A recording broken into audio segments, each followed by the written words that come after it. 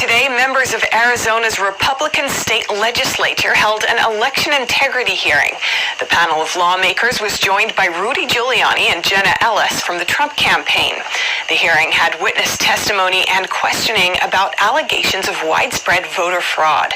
NTD's Christina Kim gives us the overview. The hearing began at 11 a.m. Eastern Time. Rudy Giuliani spoke first, saying that the legislature of Arizona has complete and absolute power to regulate the selection of electors in a presidential election. Your political career is worth losing if you can save the right to vote in America. In fact, I may get you it. Because at times in our history, certain men and women have stepped forward and lost their political career to give us the rights that we have. Giuliani added that the Supreme Court ruled that state houses and senates can reclaim the power to name electors.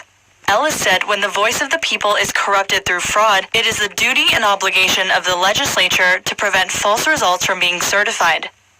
But Arizona Secretary of State Katie Hobbs, a Democrat, said she has seen no evidence of irregularities or fraud that would overturn the results of the election. Matt Brainerd is the executive director of Look Ahead America and the former data chief and strategist for Trump for President. He spoke of his findings on early absentee votes from Maricopa County. He said 44% of people in this group never requested absentee ballots, but received one anyway. Brainerd said he will update his findings as the other counties in Arizona release their data. Dr. Shiva Ayyadurai spoke next.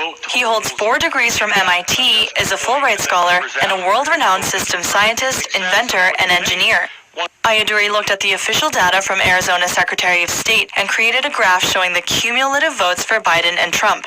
Using those results, he went through multiple computer simulations that used different combinations of vote allocations from different political parties that could reproduce what happened on election night. After many different combinations of votes, one scenario matched the actual curves on election night almost perfectly. In this scenario, Biden got 130% of votes from Democrats and Trump got negative 30% of votes from Democrats.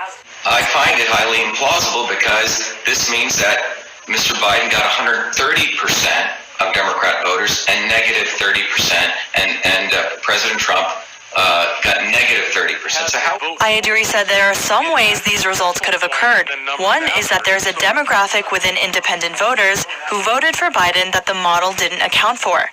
Another possibility is if Biden's votes were multiplied by 1.3, meaning each vote for Biden actually became 1.3 reported votes, and Trump's votes were reduced by 0.3 votes. He said a combination of these two things could have happened and noted he will continue to analyze the situation. Christina Kim, NTD News.